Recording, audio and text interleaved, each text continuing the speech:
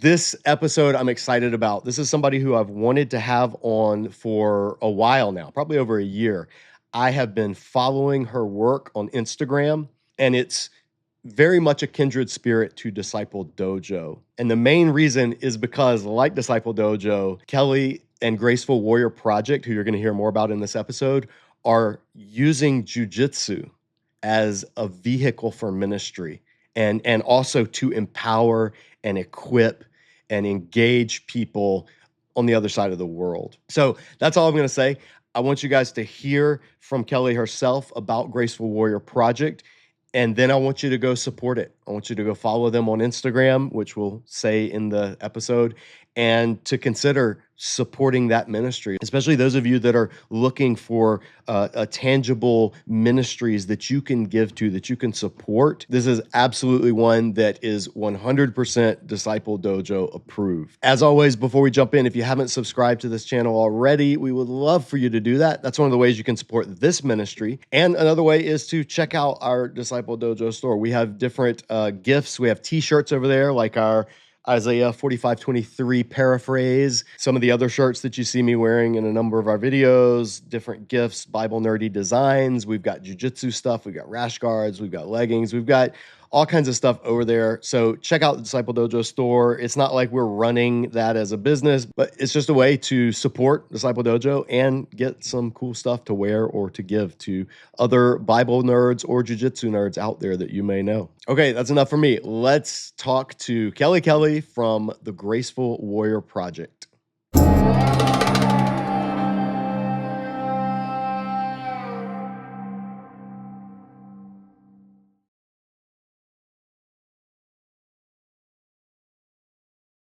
And folks, welcome to Disciple Dojo. I am here. This is I don't even know how I can. It had to have been the Instagram algorithm. I run a jiu-jitsu ministry. She runs a jiu-jitsu based ministry. Instagram probably said y'all need to see each other's stuff, and so I've been following for a while now Graceful Warrior Project, which is amazing. And I reached out to our guest here and said, hey, I'd like for Disciple Dojo to help get the message out about what you're doing and let viewers know about it because it's awesome. So we are joined by, great name, Kelly.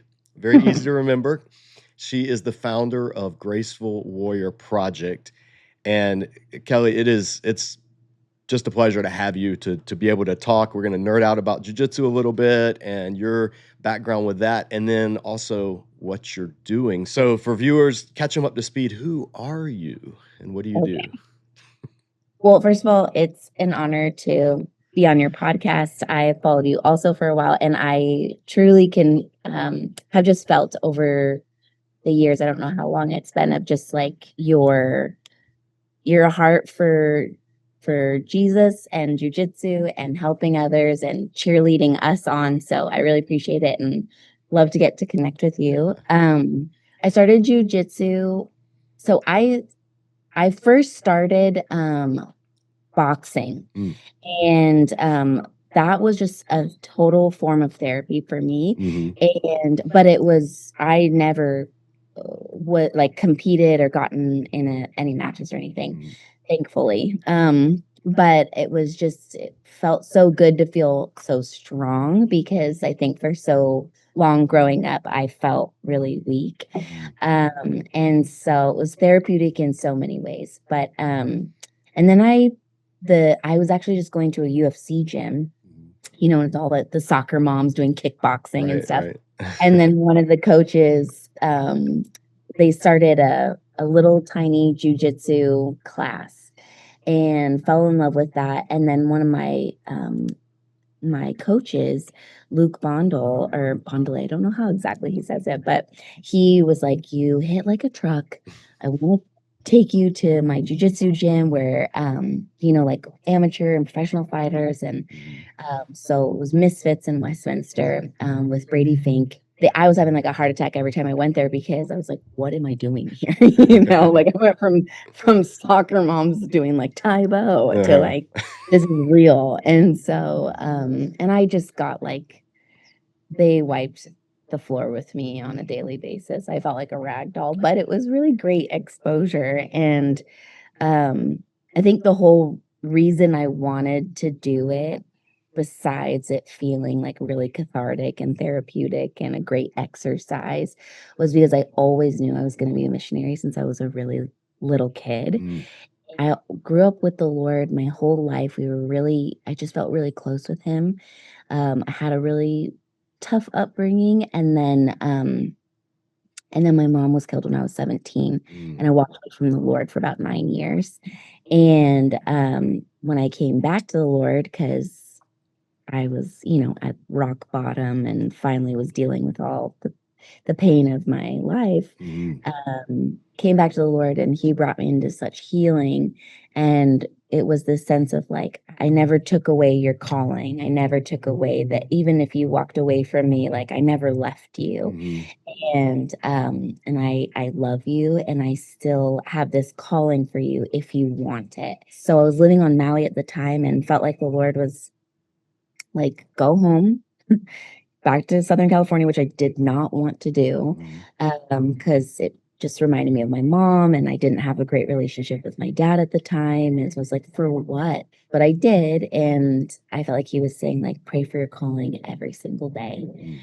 So I just had this feeling that God was going to send me somewhere dangerous. I don't know why, but also, I don't know. I was like, Kelly, especially with growing up with various forms of abuse, I was like, okay, I want to feel strong if I go there. And I want to feel like I have some tools. And so then was so that's how I went to UFC gym, and then went to Misfits, and then boxing just turned into jiu-jitsu, which I loved so much more. Um, because jiu-jitsu felt like a puzzle, and I love puzzles. Yes. So, I always tell people, I'm like, except the puzzle is constantly changing, and the puzzle also trying to kill you. So I just love it so much. So for 2 years, when God told me to come home, pray for my calling every day, and like that's what he was leading me into, 2 years, he was silent, like nothing, not a peep. And Joyce Meyer said something once that I'll always hold on to. She's like, if you feel like God is silent, just keep doing the last thing he told you to do.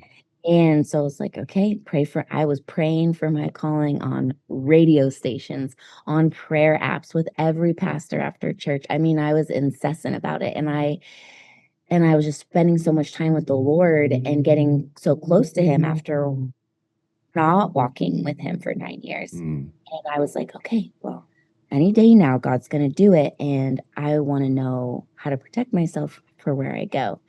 So I'm training every day, every day, every day. But God is still silent. And sometimes I would like meet with my friends. I would just break down in my car. And I'm like, I did everything you asked. Like, where you said, pray for your calling. Like, I'm ready. But it took 2 years, and all of a sudden, it felt like God closed every door, and he wanted exactly one place for me to go to. Because I tried to volunteer locally. My local church with my friends that worked there lost my name in the volunteer like application 4 times. Oh, wow. And I was like, this is ridiculous.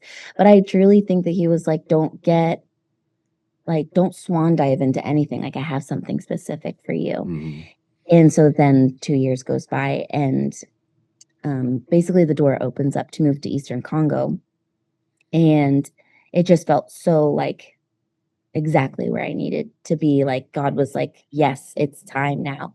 And looking back, of course I would need 2 years of God just being like, just pray for your calling. That's all I said.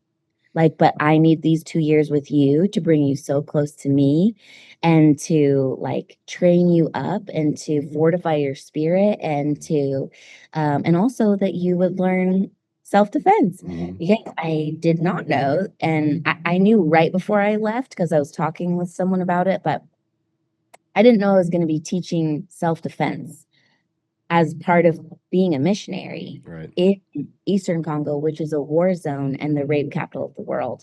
So that's how it all unfolded. And I mean, even though I was a white belt, and I had trained, I think jiu-jitsu was like a full year of training every day, every day, every day. I didn't feel like I was really progressing because I was with people that they were just like so good and very focused on like competing and fighting and all of this stuff. So it was hard for me to progress. I just felt like a rag. Yeah. So I went as a white belt and I felt very, very, very what do you call that? Not imitation. I'm blanking on the word. Imposter. Imposter Imposter syndrome syndrome. Yeah. to the max. Yeah. I like it was I always tell people it's like bringing a toothpick to like a gunfight. It was like literally. And so, but I felt like the Lord was saying there, yeah, but who else? Mm-hmm. Like, Mm-hmm. something, teach them what you know. And that really helped me. And that's with everything that I do.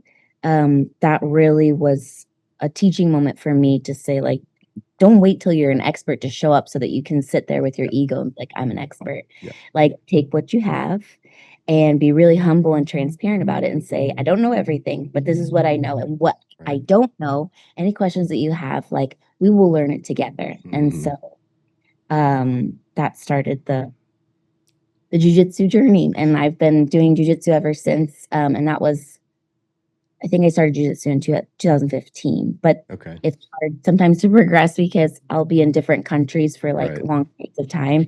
So I'm like watching Gracie Jiu-Jitsu online and like Mm-hmm. trying to keep along. And when I'm home, I go as much as I can. Yeah. That's a great lesson, by the way, for viewers that are watching is don't wait until you're an expert to show what you know. The problem is when people who aren't experts show more than they know or try to pass it off as if they know more than they know, which is that's how you get all the bullshito out there. That's how you Yeah, get even the bad theology and biblical studies and bad preaching out there is yeah. people try to preach or teach beyond their level of competency. But people who I love that. Like as a white belt, a seasoned white belt Mm. still knows way more than somebody who knows no jujitsu. And that's what Yeah. time we forget. We forget that sometimes, as even as a black belt, like I watch white belts and I will pick up things, little things that they're doing. I mean, Henzo tells a story about learning one of his favorite escapes from half guard or from Kesagatami from watching a white belt who didn't know anything and was just reacting naturally. If you can have that mindset of learning, you can learn from anyone. And so I just want to encourage you as a are you a purple belt now, blue belt, No problem. purple belt? Yeah. Just black belt to purple belt. I just encourage you. Like what you're Thank doing is awesome. And you. more people need to be doing that and not be afraid to take exactly the attitude that you took, which is I'm not the expert, but I'll Mhm. show you what I've learned. Totally. That's beautiful. I love that so much. Now you are, I think when I look at your Instagram, you train, are you mostly 10th, are you a 10th planet? Okay, so I figure that. Do you ever do any in the gi or are you strictly no gi? I did a little bit in the gi in Tennessee. I was just staying with my stepdad for a couple of months there, and Mm, so tried a little bit there, and then a little bit when I was volunteering at a safe house in Brazil, and we would go like deep into the slums. And I already think a gi is so hot, but then in take it, Brazil. Yeah. yeah, in like this jungle, and that was very humbling. But yeah, that Yeah. was my only, taste of ghee. Mhm. How so when I want to talk about ministry and jujitsu, and so I'm trying to I'll be juggling back and forth between, but jujitsu wise, as an instructor, one of the things that I see that is a big struggle in a lot of academies and schools and gyms is getting female students and retaining female students. Yeah, Now, obviously, there are some reasons that female students leave because of like creepiness or inappropriateness or all those things which are horrible in some parts of the jujitsu community. Not all, certainly, but it's a reality, and we, as much as jujitsu tries to self-police, there are always going to be creeps and predators and just people that they don't have a black belt in life. right, It's just on the mats. But right. let's say in an academy that is professional, well run, a place of integrity, a place that truly seeks to uplift and empower women. What are some of the things you've seen, some of the struggles for women in particular when it comes to jiu-jitsu that men may not be aware of or may just take for granted?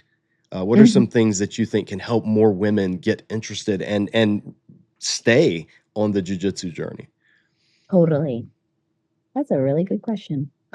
Um, and I don't know if this is, exactly what you were asking, but when you asked that, I'm thinking of specifically capability and Mhm. strength. And so, there's some positions that I and some techniques that I'll be with my coach and he'll be like, "Just do this." And I'm like, I'm literally trying. He's like, "Kelly, do you know how strong you are?" And I'm like, I am giving it 100%. And it's just not only does it, um it comes down to, like, male, female, but also personal body types. Mhm. And, like, I feel so strongly that you have to okay, if women are watching this, I would just say, like, if something doesn't work for you, doesn't mean that, like, oh, you're not strong. Right. Uh, and that's what like, when I teach, like, if I teach, maybe a group of women self-defense and I'm really, really careful and I try to make it as light and positive and kind of funny, Mhm. because so many women, have been sexually assaulted, so it could be very triggering for Yep. them. So I think it's great if women start with other women and just get a feel for what it feels like to be that close to somebody and be in some of those positions, and if they feel like, "Okay, I like this," it's sort of like you're kinda growing their window of tolerance, Mhm. and so that's one thing, but also, to say to them and I always like to do smaller ones.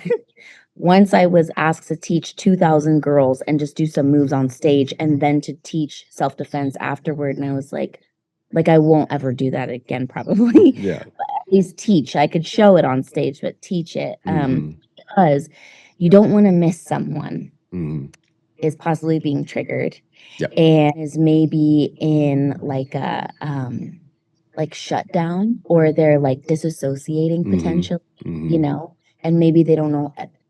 Part of what I teach is verbal self-defense, proactive self-defense, and before, so it doesn't even have to get to physical. So Mhm. if that person doesn't even know how to speak up for themselves and they're just in these positions disassociating and possibly being like re-traumatized. So I never want to miss something like that.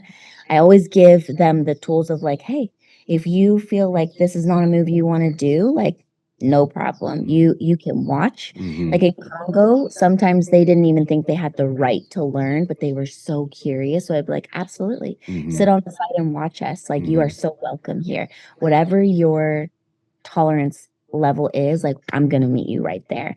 And so I would just say, like, even if you go into a jujitsu gym and just sit on the side and just watch the people in there, and then maybe you're like, okay, maybe I'll try with a coach, I'll just do some private training and get really used to it and be really open with the coach beforehand. And don't be afraid to advocate for yourself.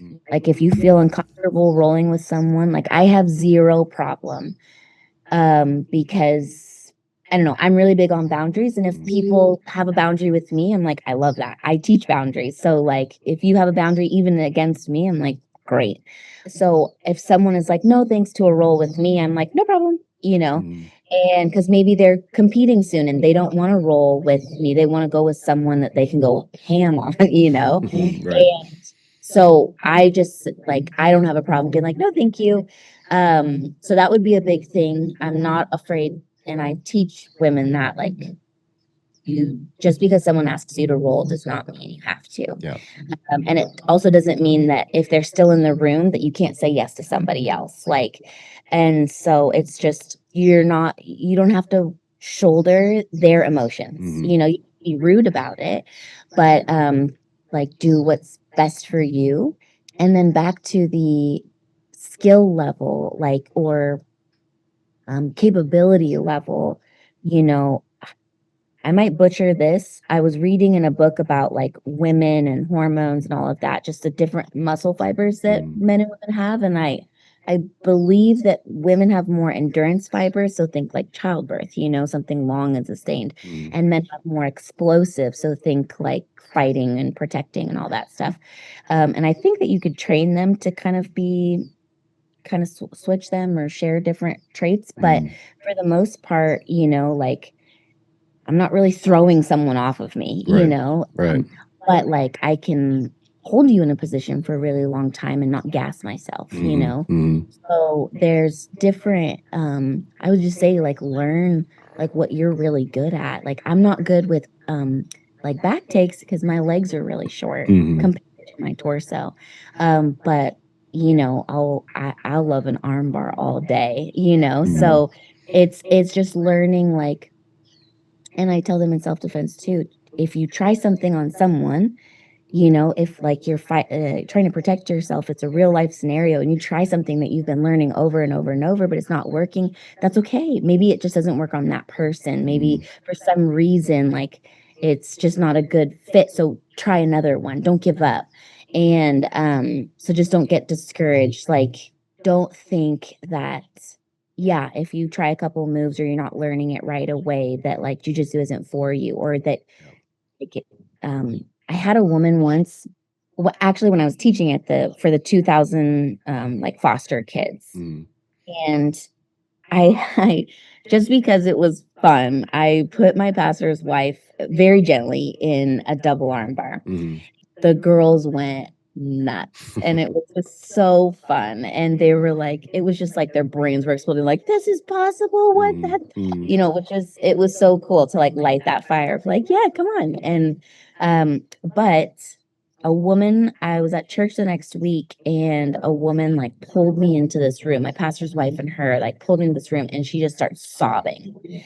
And I was like looking at my pastor's wife, I was like, oh my gosh, is everything okay, like what happened? And she goes, I just wanted to tell you that when you did that move, like something broke off of me. And I guess her previous husband from like maybe, I don't know, 20 years ago had her, he was in the guard position and he was, I think, going to rape and kill her. And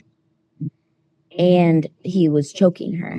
So she managed to escape and get away. But she has been since married for a very long time to her second husband, but she has never been able to be intimate with him in that way, in that position. Not choking, obviously, but Yeah. so she was like, just seeing that there was an option for me, freed me. And because if you think like your brain is going to always try and protect you, and it's going to throw out scenarios. And if it thinks like, if that happened the first time, I barely got out, what if that happens again, And so that's how you can have like rape victims, for example, that all of a sudden their world becomes so small and maybe become agoraphobic. They don't leave their house. I've worked with women who can't go into a grocery store by themselves. So their world gets so tiny because their brain is like, what if that happens again? But if you even just show someone there are things you can do, you have options, then their world just becomes so much larger. Yeah. But I'm sorry, I feel like I went 1,000 No, miles away from I my would question. no, everything you're saying, I want especially women viewers. I mean, I want the male viewers to hear this too. There's two reasons to ask this question. One is because as a male instructor, I think it's important instructors set the tone of the class, of the academy, of the program.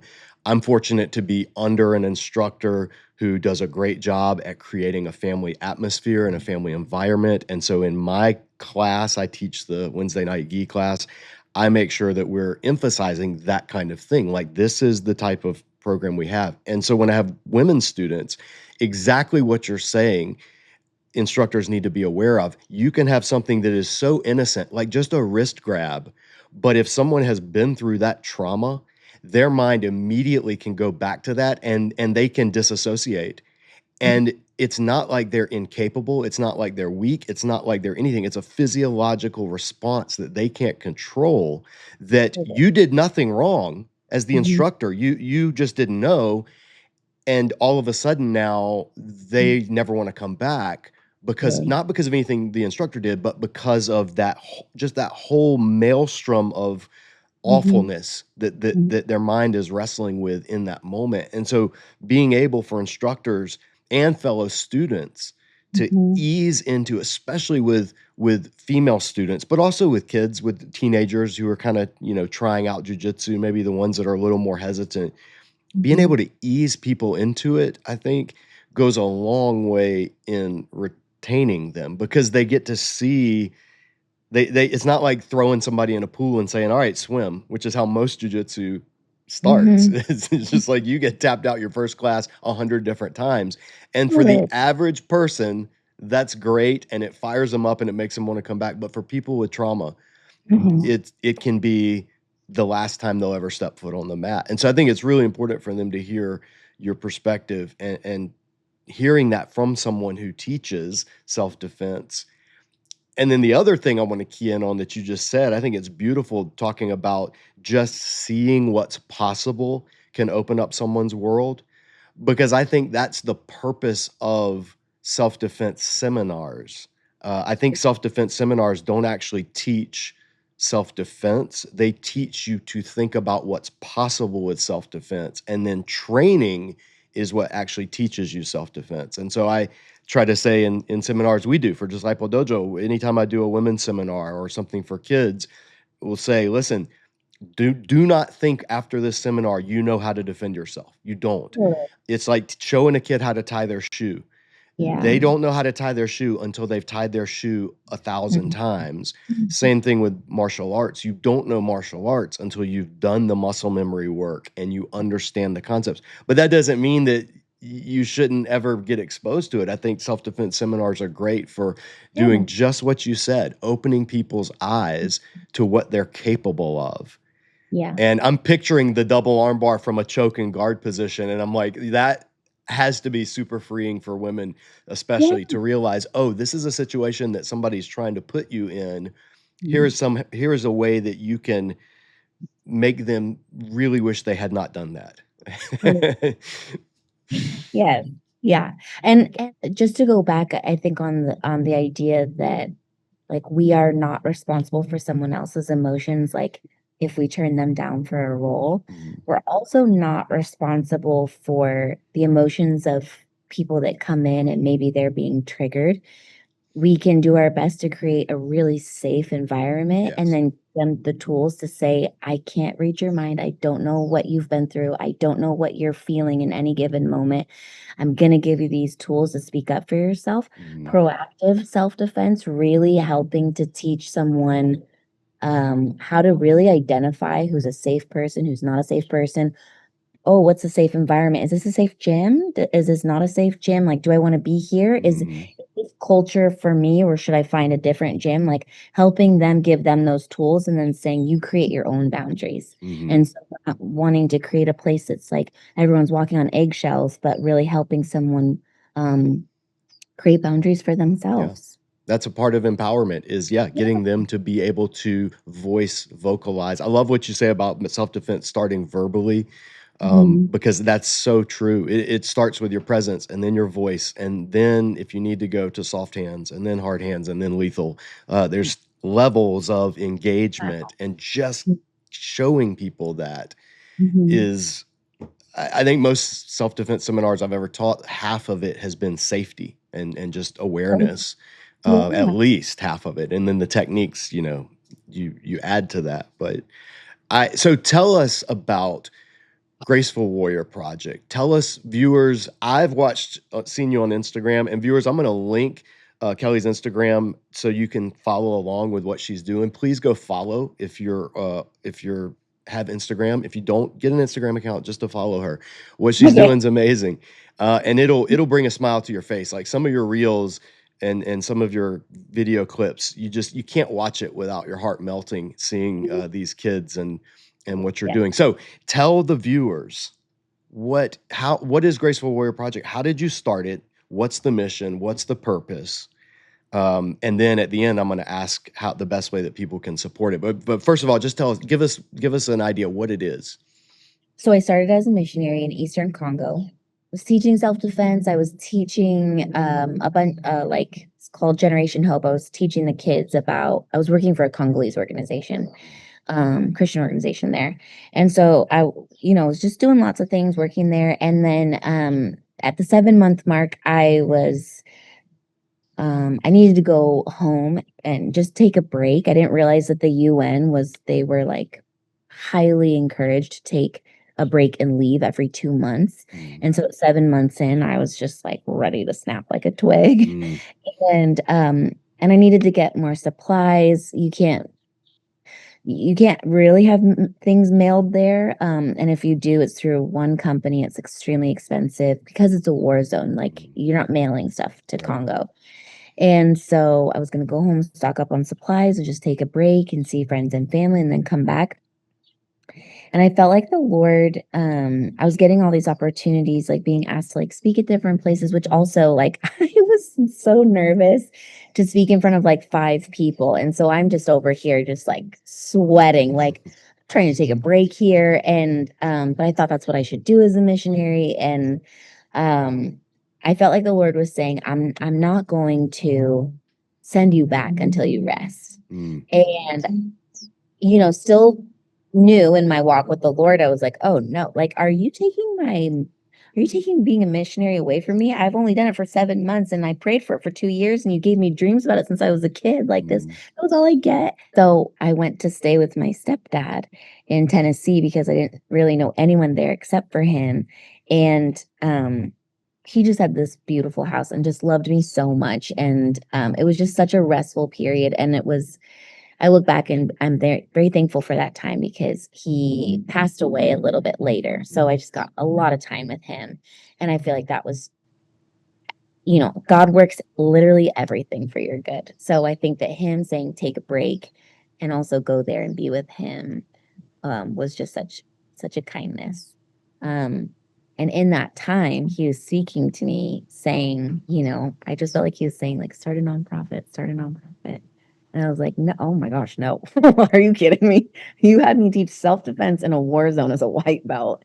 And now you want me to start a nonprofit? Like I didn't graduate college. I was like, surely you can pick so many better people, like better, that have so much more to offer than I do. And so I just kept being like, no, thank you. Like imagine saying no to God. But I was. Don't recommend it. But so I go home back to Southern California and I'm working as a server. And I don't have a car because I sold it before I went to Congo. And so my friend lets me use this little moped, the scooter, but it maxed out at 35 miles an hour. And up a hill maxed out at 25. So people, like old people, were going around me. And it was so humbling. But I always joked, like, I just felt like God was like, slow down, and not like he was just being funny about it. But on I'm not like, there's no radio. I'm not like Marco Poloing. It's just me and God on this really slow moped getting around everywhere I needed to go. And I felt like he was just like, start a nonprofit. And I really did not want to. I just wanted to be a missionary. That's all I wanted to be. So then I started feeling better, more rested. My adrenal glands had come back online because living in a war zone is yes, very hard. I had parasites and it was taking my body down. So I started feeling better and I decided, I was like, okay, I am gonna go on a vision trip. Like I'm gonna go back to Congo. I'm gonna go do some work in Sri Lanka, do some work in Cambodia, and I'm gonna go on a vision trip and just see what the Lord is saying. And I feel like God was like, I said start a nonprofit. But I was like, I'll see what else you're saying. Yeah. And so I go and I am back in Congo teaching, and then I go to Sri Lanka, and I mean he started a nonprofit called Sri Lanka Unites in his own country, and it gets the 2 warring sides to talk to each other through the youth. And it was so successful. I mean, he was like awarded something by the Queen of England. And then he started opening it, and like I think he's in 18 countries, probably more. But he sent me to all of his bases around Sri Lanka. And I was teaching self-defense. I'd be like overnight, and I'd be like wake up in a jungle and teach there, and then same thing somewhere else. And it was, and Sri Lanka is one of my favorite places I've ever been to this day. The people are so wonderful, and it's so beautiful, and it's so necessary. Sexual assault is so like normalized in public there. It's very bizarre. And then I went to Cambodia and was even teaching self-defense in brothels to women who were going to be sold that night. And it was just such a crazy experience. God taught me so much on in those 3 months. But then when I was with the nonprofit leader Prashant Divisor in Sri Lanka, him and his wife took me to lunch on the last day just to say thank you. And he was, God was just speaking right through him. I walked away from how he set up a nonprofit through local leaders, because I was becoming so aware of, like, I mean, imagine taking one self-defense class and like being like, okay, I just took one, Yep. like you really probably don't even really know what you learned. There has to be consistency that not only like creates muscle memory, so you do it when you're in a panic and your brain shuts down, but also so that like you are rewiring trauma from what happened to you. And then creating community, and it takes a while. So showing up to a village and teaching for 2 hours, it was great to start that like light bulb moment of like, look what's possible.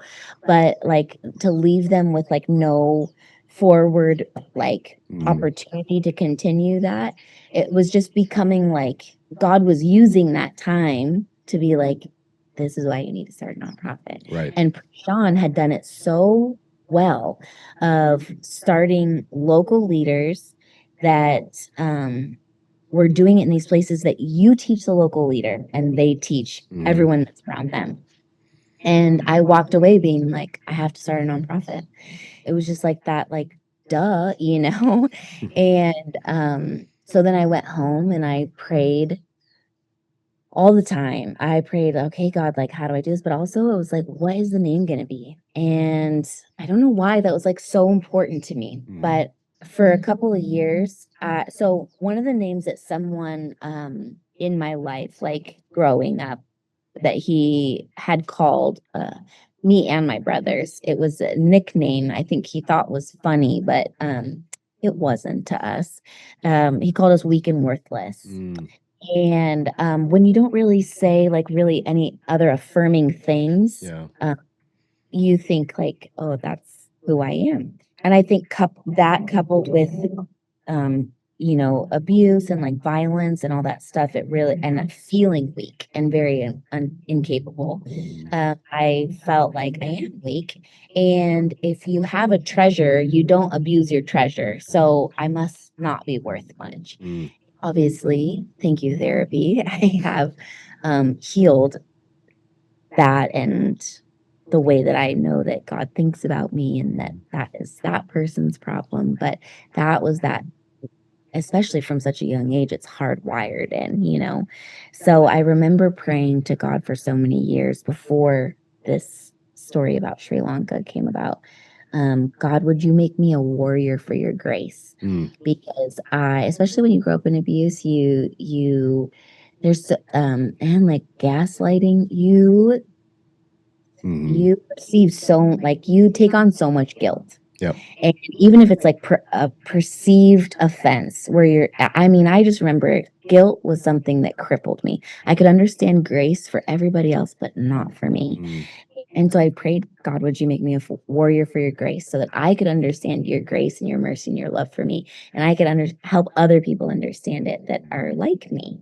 And one day I remember reading in the Bible, and it was all about names. And I was like, just the meaning of names, or that God would change your name if he didn't like what you were named or whatever. I just felt in my spirit like God was tapping me on the shoulder of like, Kelly, look up your name. And my middle name is Anne. And Kelly is Irish for warrior. And Anne is Hebrew for grace. And I felt like God was saying in that moment, like, you are a warrior for grace. And like, I named you. I just think that the enemy of our souls, um, I don't know spiritually how this all works. I just feel like he would love to take us down where God has called us.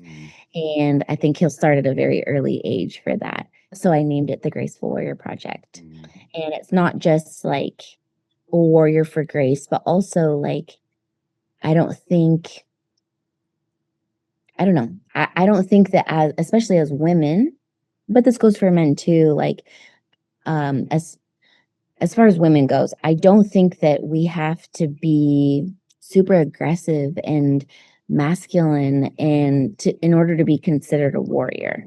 Right. That we are warriors in our own ways, and that it can be done in so many like and graceful and feminine and yeah, and I think that, I mean, even the way that I like to roll, and specifically because I had a head injury in jiu-jitsu that almost took me out of jiu-jitsu completely. But now I'm very picky about who I roll with, and I prefer to go slow. And so even in, it doesn't mean that I'm like necessarily like not trying. Like, I'll take all my strength to it and technique, but I prefer to go slow, and it's not some like, manhandle like crazy thing. And so I just enjoy teaching self-defense that way. I also like, that's why proactive and hopefully proactive self-defense keeps you from even having to verbally defend yourself. Yep.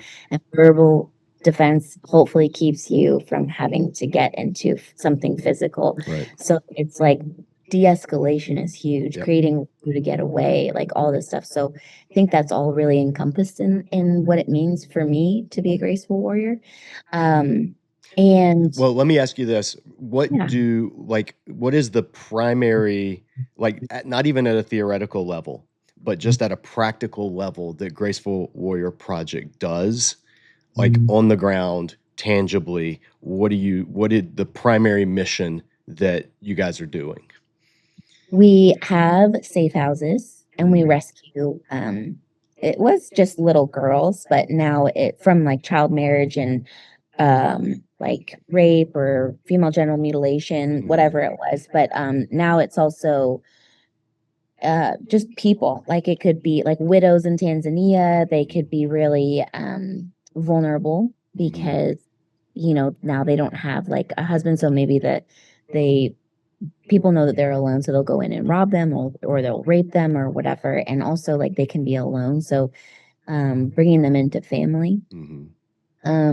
Safe House is not an orphanage, and so we cap them because we don't want the parents to feel overwhelmed at how many kids they're taking care of. And also, like, if you've got a kid that's come from, we just rescued a 14-year-old girl who was, her parents both died, but her stepmom sold her for a baby goat to be married to a man, and he raped her for a month until we got a hold of her, and she lives with us, and she's gonna be our kiddo forever, like, to bring them into a family where they're not just like kicked out at 18, but it's like, okay, we're sending you to college, and also like when you get married, we're there, and when you have kids, we're there, when you come back for holidays, like, this is your home.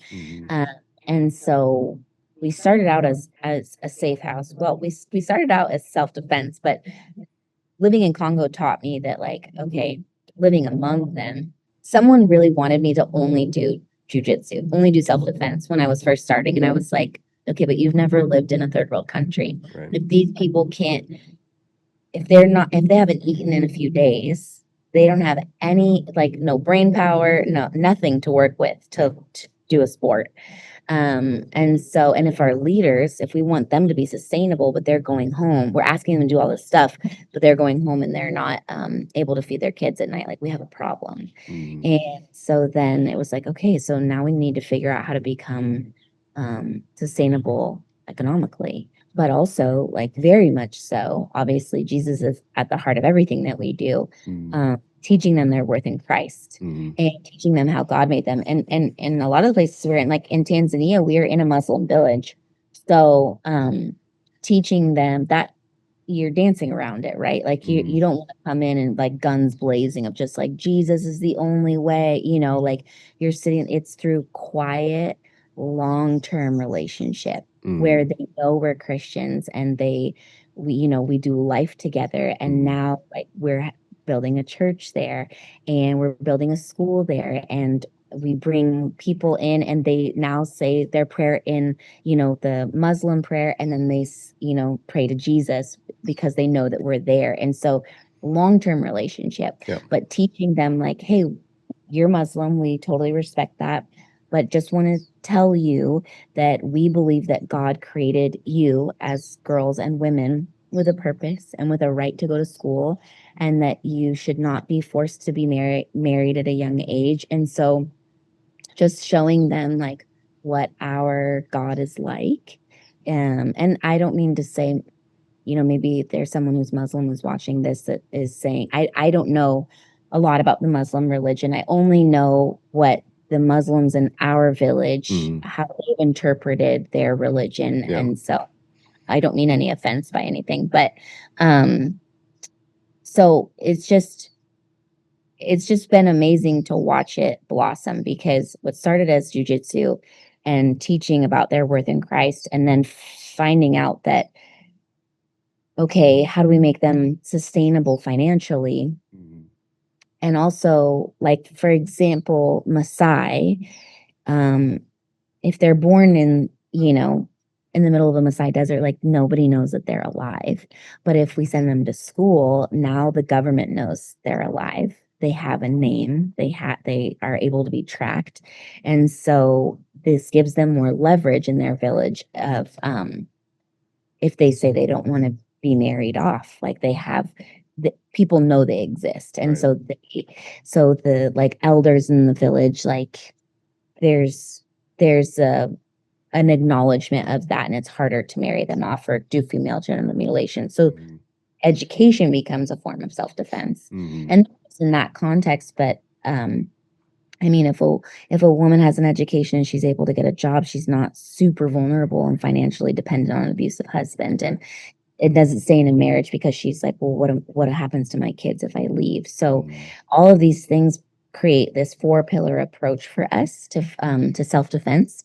So we have safe houses now, and just finished building a medical center. It just feels like it's doing so well that we are mushrooming out, and now we're about to build a school, which I'm so excited about. It's going to be a Christian school in a Muslim village, and there's going to be one of their classrooms for the kids is going to be self-defense class. So we're going to have a bunch of like mats and punching bags, and they're going to learn verbal and practice self-defense. And boys are going to learn as they grow up, like how to treat the girls and the women in their village. And we have a men's team now, their soccer team, and they are incredible. And now when they go play teams in other villages, they talk to them first about how to be, what it means to be a man of like honor and respect, and like the things that you were given, your masculinity, your leadership, your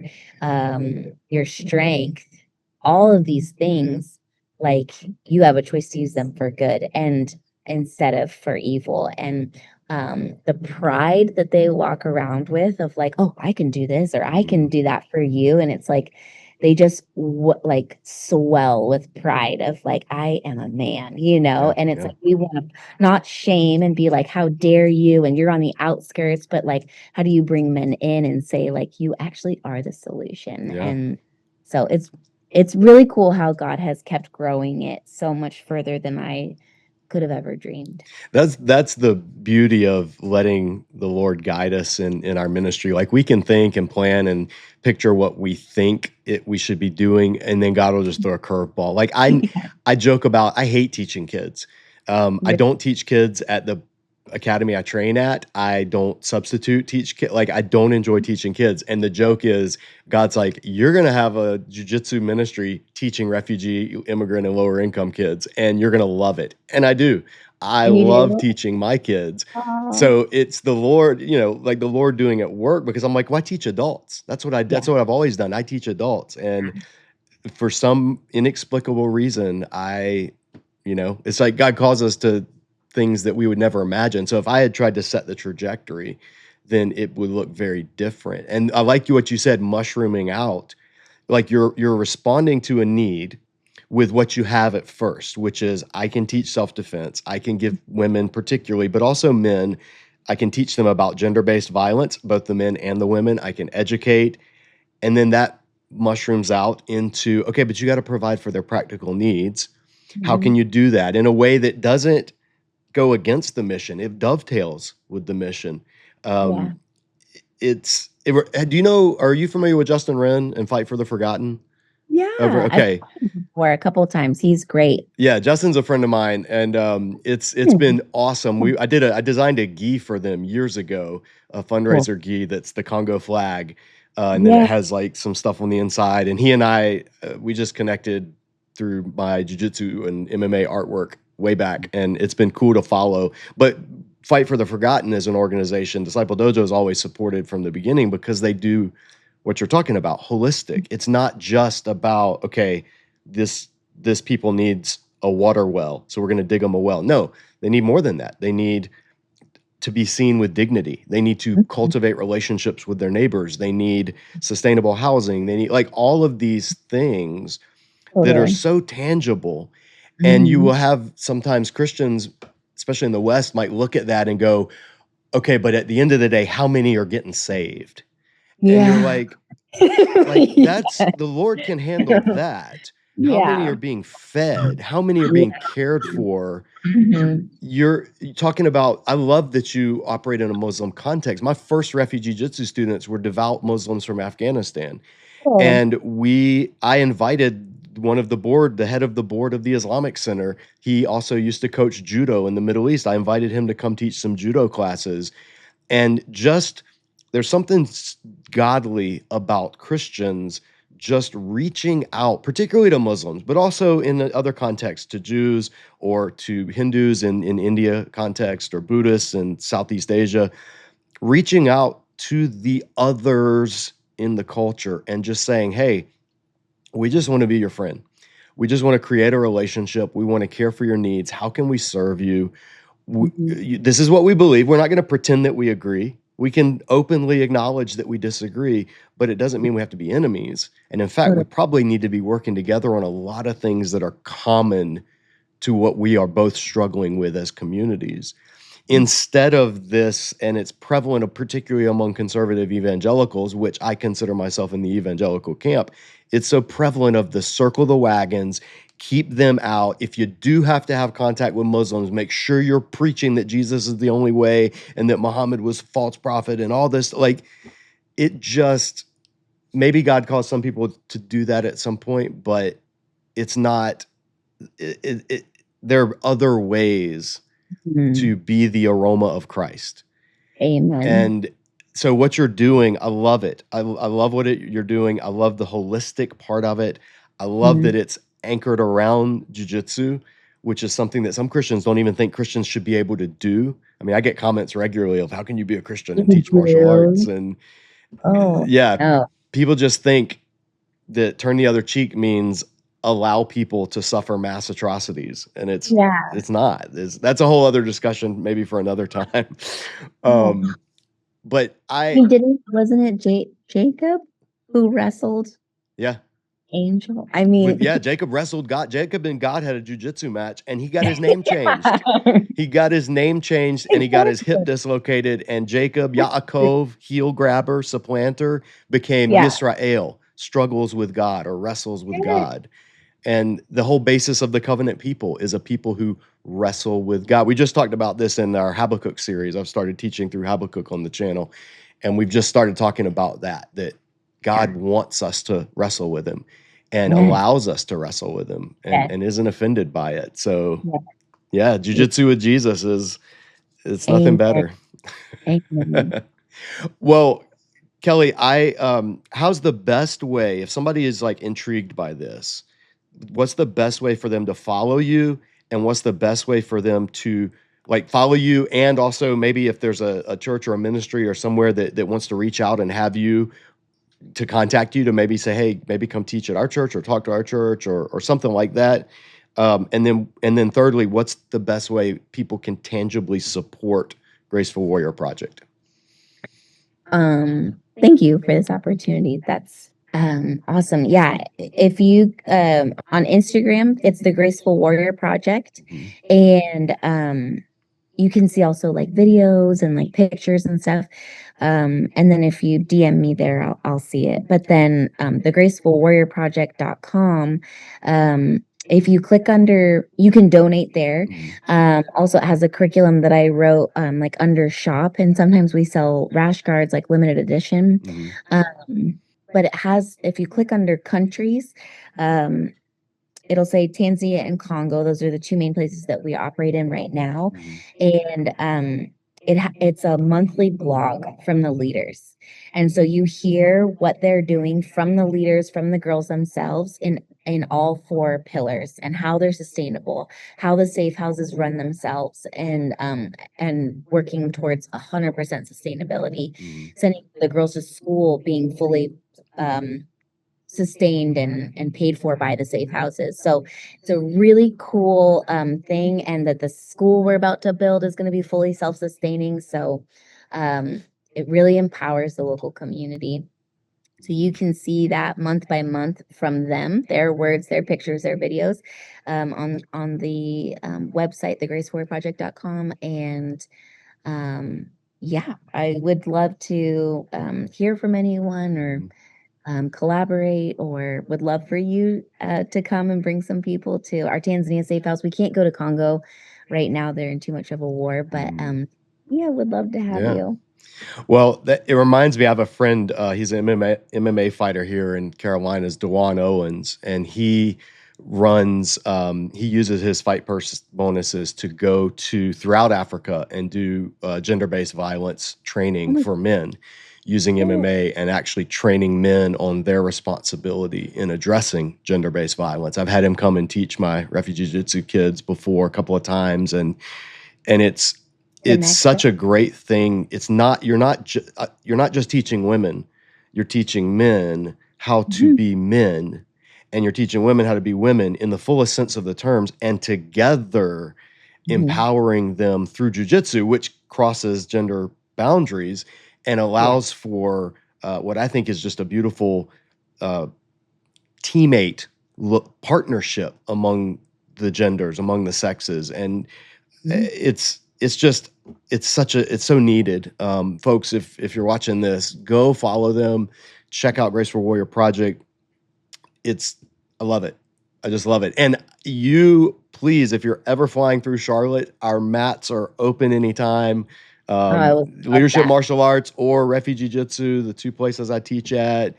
Anytime you want to come teach, share, train, any of that, just, you got a home here through Disciple Dojo. So let me make sure. That. And back at you. So we're excited for you to come one day. Yeah, well, I'd love to, and hopefully there's some more collaboration in the future. But I'm so glad that you came and chatted. And folks, if you're watching, this is the kind of ministry that we like to highlight here at Disciple Dojo. Not this, it's unique, and it's right in our wheelhouse. Bible nerd, jiu-jitsu nerd, that's what we are here. So I was like, this Disciple Dojo viewers have to know about Graceful Warrior for all these reasons. Kelly, thank you so much for stopping in. And yeah, I pray God's blessing on your ministry, on your jiu-jitsu. Let me know when you hit brown belt so I can celebrate with you. Okay. And you're purple. For viewers that don't know, by the way, purple belt, my friend Silver Fox, he told me he thinks purple belt is the most important belt in jiu-jitsu, because that's the belt that determines if somebody's going to stick with it and make it to black belt, or if they're going to quit. And if somebody gets a purple belt, the chance of them getting to black belt is exponentially higher. So a purple belt in jiu-jitsu is like a black belt in many traditional martial arts. So that folks that don't do jiu-jitsu just know that Kelly being a purple belt is like, I comfortably allow purple belts to teach, because what you know is purple belt is the determining belt in so many aspects. So I think it's That's so awesome. Thank you. Yeah. Well, thank you so much. Have a fantastic rest of your week and keep us posted on how Disciple Dojo can help Graceful Warrior Project in the future. Thank you. God bless you. And I'm gonna go look at your Carmen Imes because I just love the both of you Yes, guys. y'all need to know each other. If Carmen, if you're Yeah, watching this, connect with Kelly. Y'all are almost neighbors. totally, Yeah, that's totally. great. I love it. Again, I want to thank Kelly for taking time to come on and talk about what she's doing. Folks, that this is ministry. This is what it's about, being salt, being light, doing unorthodox, non-traditional forms of ministry, thinking how can we meet people's actual tangible needs in creative ways, in ways that shows them that we're for them rather than against them. I love it. I love everything about it. And I want Disciple Dojo viewers to know about Kelly and her work with Graceful Warrior Project. And I want Disciple Dojo viewers to support her work with Graceful Warrior Project. So check it out. We'll put all the links in the video description below. As always, if you appreciate these types of in-depth discussions, we would love for you, if you haven't already, to subscribe to the channel. When you do, tap that little bell icon. That's really important in terms of helping us as a ministry. That's all for now. We'll see you back here next time at Disciple Dojo. As always, in the meantime, keep training.